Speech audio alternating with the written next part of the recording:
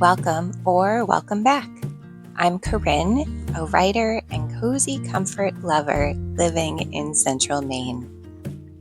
In this installment of the Autumn Diaries, I'll be sharing about visiting the Boston Book Festival, the planners I'll be using in 2026, and a shift towards all things cozy. But first, some comfort baking. Moth and Moon is a new Patreon created by my friend Carrie.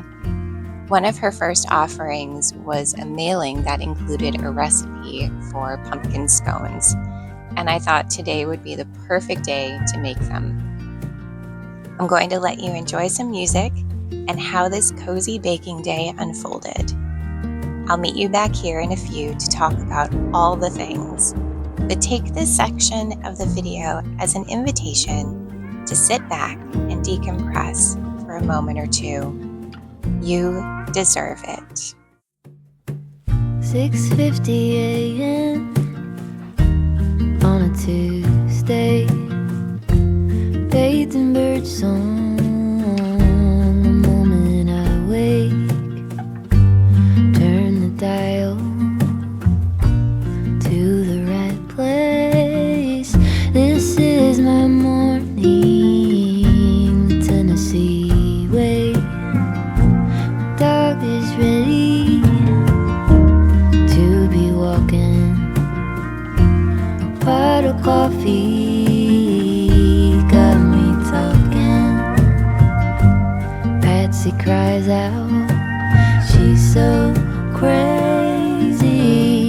This is a morning, Tennessee made me.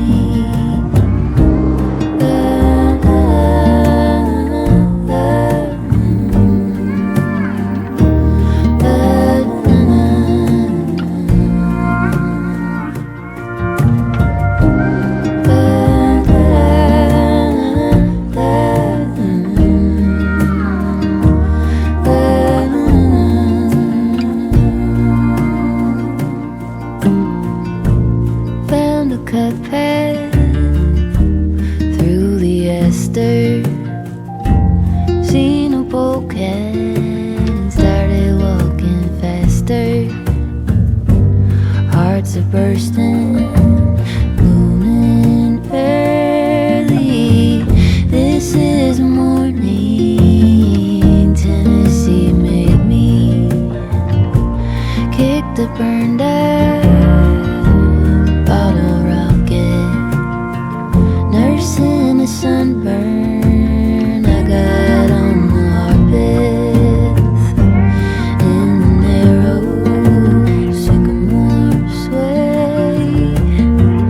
This is my morning, the Tennessee way. La, la, la,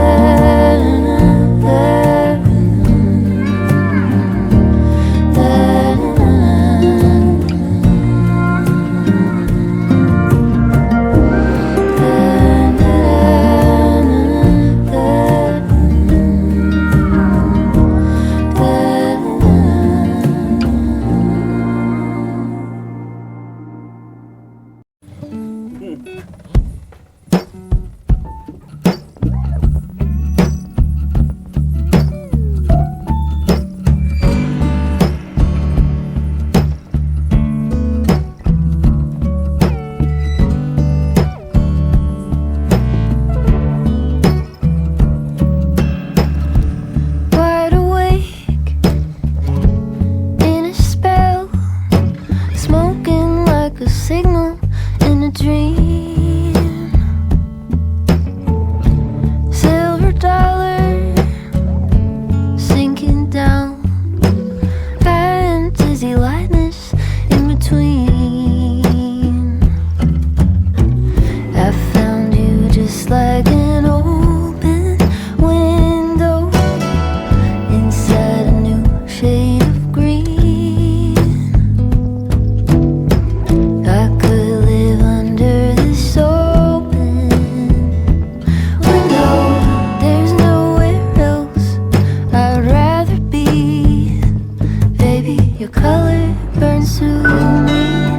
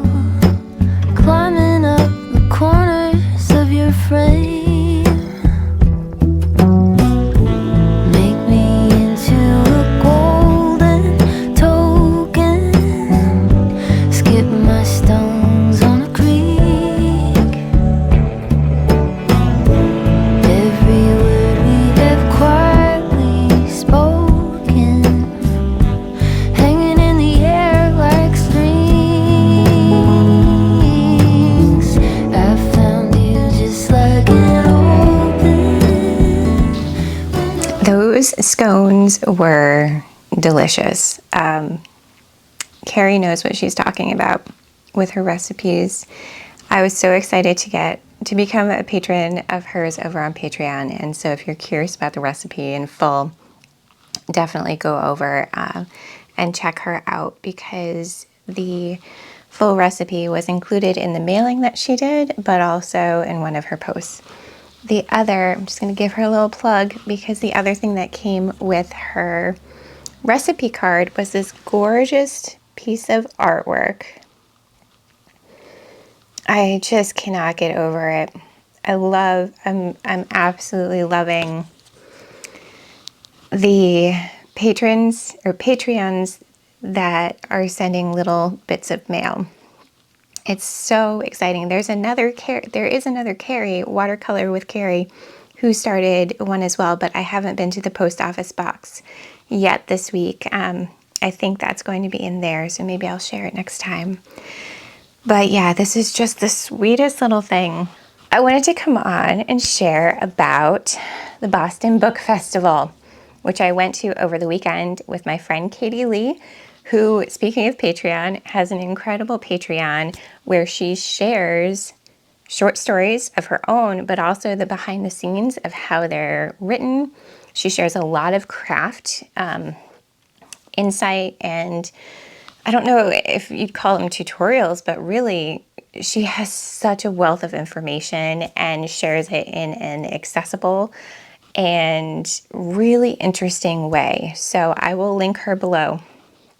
But yeah, we went to the Boston Book Festival, and she'd been before a number of times. I had never been, and I had not been to the city besides to pick up people from the airport in a very long time. So it was really fun to spend the day in Boston. It was a gorgeous day. We really lucked out with weather.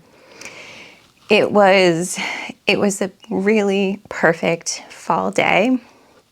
All I really wanted was for it not to rain, because there's a lot of walking between venues, and just when you're in the city, there's a lot of walking. So I was really happy that it didn't rain. There were blue skies. Hopefully I'll be putting footage over as I'm talking now, but it was so fun to see little bits of autumn in the city, little bits of nature, trees changing, little pumpkins and mums all throughout. It was just a really sweet time to go. And the book festival itself, we ended up hitting 2 panels, and then we hit the keynote at the end of the day, which was the drawing factor for both of us.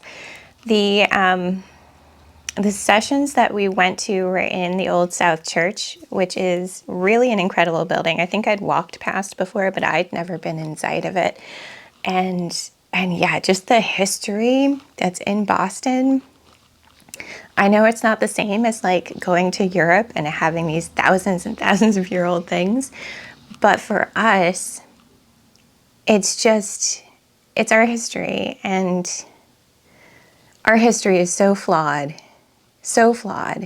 and our country is so flawed, but there are bits and glimmers of hope.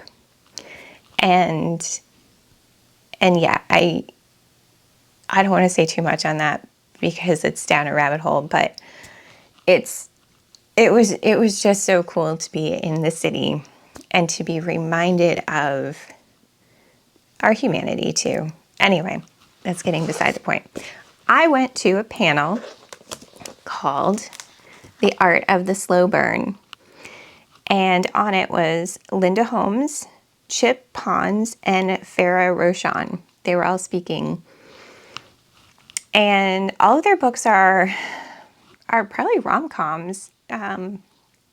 I've read at least one of Linda Holmes and maybe a couple of Farrah Rochon's. I hadn't read Chip Pons' books. And his sounded really, really clever. He was describing his newest book as kind of an behind the scenes of a adventure reality show like The Amazing Race. So there's forced proximity, there is slow burn, there are all the tropes. So I think I'll be checking that one out, as well as the other two's recent books too, because the two women on the panel were talking specifically about how they like to put animals in. One was, one of her latest ones, main character was a vet, and the other one, I don't know if there was a vet, but there was a dog park scene, like just really cute and fun. So it was fun to hear them talk about creating that slow burn and pacing in a story and what we all love in romance books, and specifically just the joy of a happily ever after ending that we all expect in the genre of romance, whether it's romantic comedies or just romance in general, and the place that that holds in the literary community. It's very important. Romance is kind of carrying the publishing world right now. And they were talking about how during the pandemic and afterwards, of course, there's a place for the heavy books and the literary books and the, make you think really hard books. But also, so many of us just want to not be burdened by the world.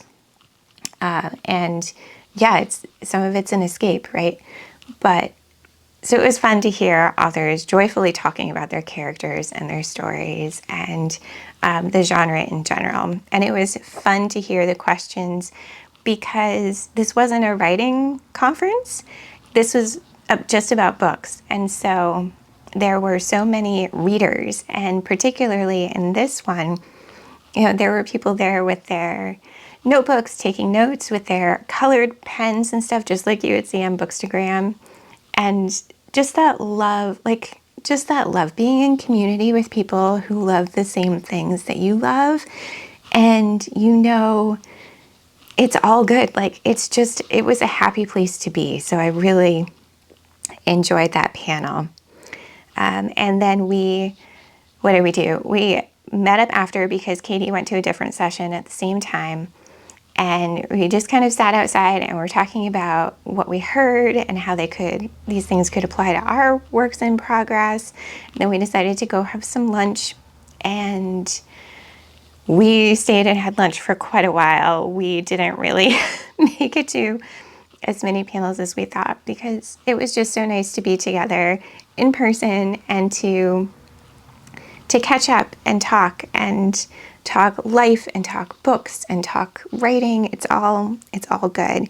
But we did make it back for the Best American Short Stories panel, which I've never read the compilation, but it held some significance for Katie, and I'm really glad that I went. And one thing that I'll say is, after college, when I was reading a lot of Raymond Carver, I didn't really gravitate towards short stories for a long time.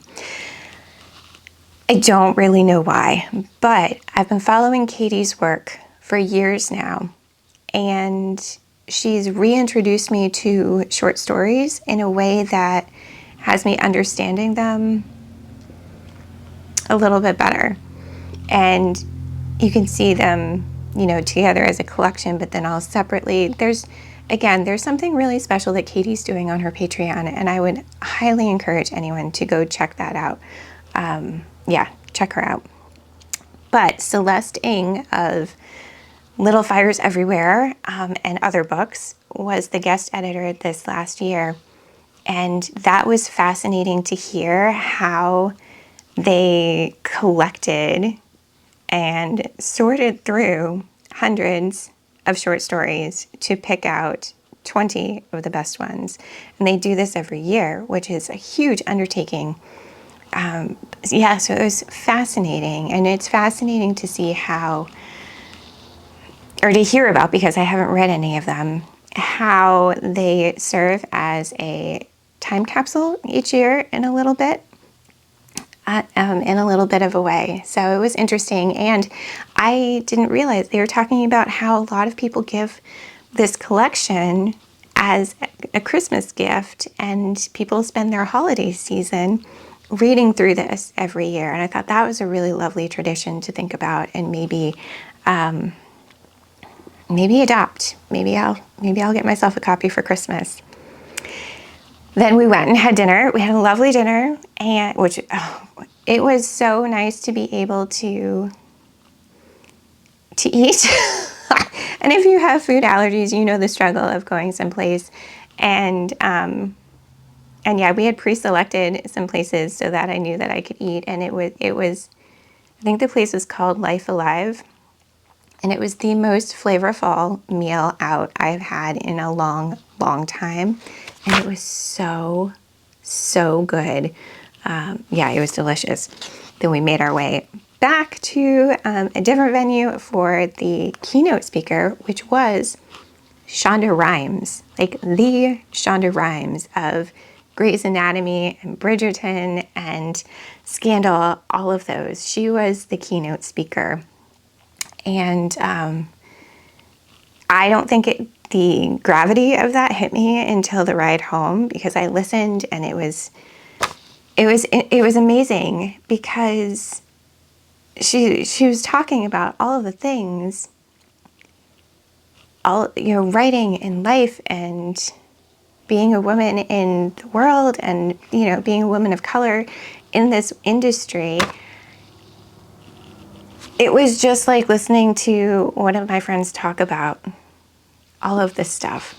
And so it didn't really hit me until afterwards that it was like, oh, you got to hear such an incredible person talk about these things. And it was remarkable.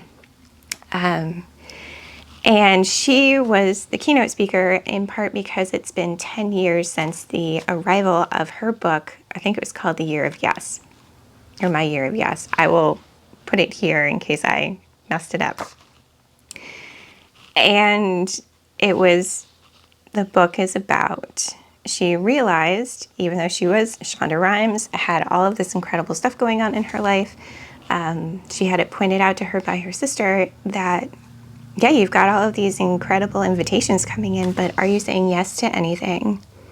And Shonda realized she wasn't. She was saying no to a lot of things. So she challenged herself for 1 year to say yes to the things that scared her. And the changes that came about through that were remarkable. Yeah, it was really interesting and inspiring. And just thinking about, she was talking about how she was just finishing up editing season 4 of Bridgerton, and being kind of silly about it made me cry, but I can't tell you anything about it, kind of thing. So it was really fun. Yeah, just the idea of saying yes to things that scare us, and how sometimes saying no is actually a yes to ourselves, and getting really clear on that, and we're getting really clear on what you want and you don't want in your life. So it was timely, and I'm really, really glad that I went and I had that opportunity to go and listen. And that was kind of the end of it. I didn't film a ton because I was very in the moment with, being there with a friend.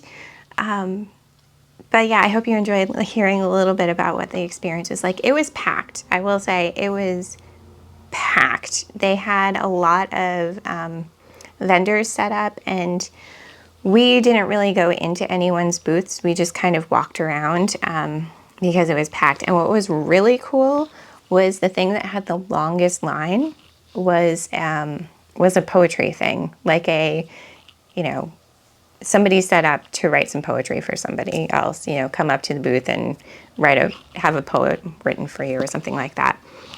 So that was really cool to see. Just, again, being around book people. Book people are amazing. Readers are amazing, because we have this compassion and empathy built in because of the reading that we do. And we can, we time travel, and we explore so much through reading. And I think that just helps you to grow as a person. I think it helps you to grow as a person. So the other thing I wanted to share, we're going to kind of switch topics completely, because I can't believe it, but it's the end of October. And I'm starting to think about the last 2 months of the year, I have my planners for 2026. And I will probably go into them, maybe go into them later if you all are interested, and to see maybe in January how, over the holidays in January, maybe how I set up things for the year. This year and last year, I'd used my Hobonichi cousin, and I just found that it was too much planner for me. There's a lot that I didn't use, a lot of space and pages that are left blank. And so I thought maybe now's a good time to try something a little bit different. So for my main planner, and this has nothing to do with like my work planner, my writing journal, which will be something completely different, but for my catch-all kind of thing, I went ahead and got a planner through Hemlock and Oak, which is a Canadian company. This is it. It's got this like gorgeous linen cover. I got the weekly one that they have, because I feel like the second one that I got, which I'll talk about in a second, will be a good place to hold some daily journaling and daily thoughts. This one I got specifically after looking around at lots, and I've tried lots and lots of planners over the years. How they lay flat is really important to me. And this one, you can see it's already primed to lay flat as much as any of them will. The binding is beautiful, so you can see it's just gorgeous. So each month it has, I'll just tell you some of the main features. So I fell to August turning into September. At the end of the month, they have an August review, or a review with some questions. Write down 3 memorable moments, what gave you energy this month, what drained you, and some others. So some really thought-provoking review questions that seemed a little bit different from what I'd seen before in others. And then there's an overview for the next month. And same thing, questions that I thought were kind of unique. What boundaries will you set for yourself this month? List 3 ways you can carve out time for self-care. Some about intentions and milestones and habits. What are you cultivating? And then they've got a teeny tiny little wellness tip for this one. It says, listen to your body and move in a way that feels like a celebration, not a chore. And then they've got the monthly spread. And then we get into the weekly ones, which I just really liked how they were laid out. We've got these 3 different sections here, plenty of space on the bottom, and then the daily columns. It's reminiscent of the Get to Work book, which I used for years and loved. I loved the layout and how it worked for me. And so this is similar. It's also similar to the Hobonichi cousin on the weekly layout, but something about it just felt a little different and felt more aligned with what I needed. I might not be able to vocalize what that was. But yeah, there's also plenty of space at the back for a year-end review. A lot of blank pages for notes. So I thought that was really cool. And in the beginning, there's a big setting goals section, identifying values, self-reflection. So yeah, check them out. None of this is sponsored. I feel like I just need to say this because I'm hearing from some of you that you're buying some of the things that I've shared or showed or anything. That's amazing. But yeah, none of this is sponsored. If it ever is, I will be sure to let you know. So the second one that I've been using or will be using is called the Cycles Journal. This is a holistic cycle tracker, lunar calendar, and self-care planner. And it's made by someone who is somewhat local. It's by Rachel Amber. And inside it says, this space will help you to create a unique map of your body, mind, and spirit's patterns and well-being. For this linear year and beyond, it will serve as a record of your cyclical tendencies, so you can you can more easily navigate your fluxes and flows as you wax and wane alongside the moon in your own divine timing and natural ways. I kind of wish that I had embraced something like this years ago, but I think it will still be helpful as I'm moving through the super fun perimenopausal years. But this one it's gorgeous. The artwork in it is spectacular, but she has these trackers set up so that you can, she's got her own categories here: physical, emotional, habitual, those kind of trackers. But of course you can create and make your own weekly spreads. She also has full weeks and stuff to do with astrology. Yeah, so I will put the link below to her website in case you're interested. But I'm really excited for this and excited to see how it can work in tandem with my regular old planner as well, and to see how those, if it can help me to feel a little more connected to my body and to routines that are helpful for my body moving forward. I have felt kind of disconnected from my physical body in the last couple months. And I think it's because there's been a lot going on emotionally and mentally. And so on my birthday, I kind of set this little intention of wanting to get back in touch with what will physically help me as well. I haven't made it very far into that exploration, but it's there and I'm working on it slowly. So yeah, those are the planners that I'm going to be using for 2026. What do you use? What kind of planners do you enjoy? And yeah, I would love for you to share in the comments if you have a planner that's your like ride or die and you've used it forever and you love it, or what do you look for in a planner? I have used a lot over the years, so if there's something that you're looking for, let me know in the comments and I might be able to send you a link to something that I've seen that might be helpful. So if I can help out in that way, I'd love to. What else was there? Oh, I did want to share.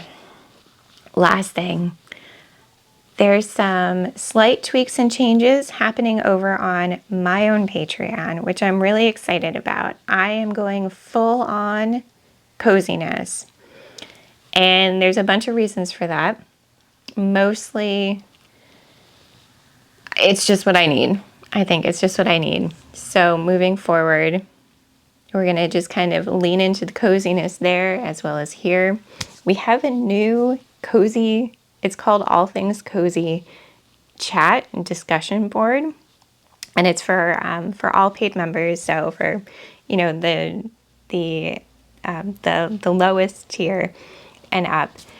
And people are just sharing what feels cozy to them, what's bringing some coziness to their life. We're sharing recipes, we're sharing pictures, we're sharing books. So I'd love to have you over there if you'd like. And also moving forward, there won't be early access videos or early access to the YouTube videos, but I'm going to be doing a monthly, and I've done it for the past 2 months, monthly Patreon exclusive video. So if that piques your interest, head over there too. Yeah, so from here on out, all coziness, not all coziness, but I think that there's a really lovely intersection to explore between coziness and creativity and seasonality and all of those things. And that's where I want to be. I don't want to tell you all how to do anything. I just want to share a feeling and a way of being. Oh yeah, book club. So we're still doing a book club, and the November-December book club pick is going to be Nigel Slater's The Christmas Chronicles. And it's early to bring anything into the mix that says Christmas, but his book starts on November 1st and moves through this season. So I thought it would be really interesting to check that out. I know in the last video I went on a search for this unicorn book, right? And I didn't find it there, but I think this is as close to what I was looking for as I could get. So if you have been wanting to explore that book a little bit deeper, if you want to have some conversation around it, come on over and join us in the Patreon. And yeah, it should be a good time. I'm hoping to have a book discussion in November and December too, if we can squeeze it in around all of the holiday festivities. So that's it. I have gone on for a very long time. I hope you've enjoyed this installment of the Autumn Diaries. And until next week, be well, and I'll see you soon.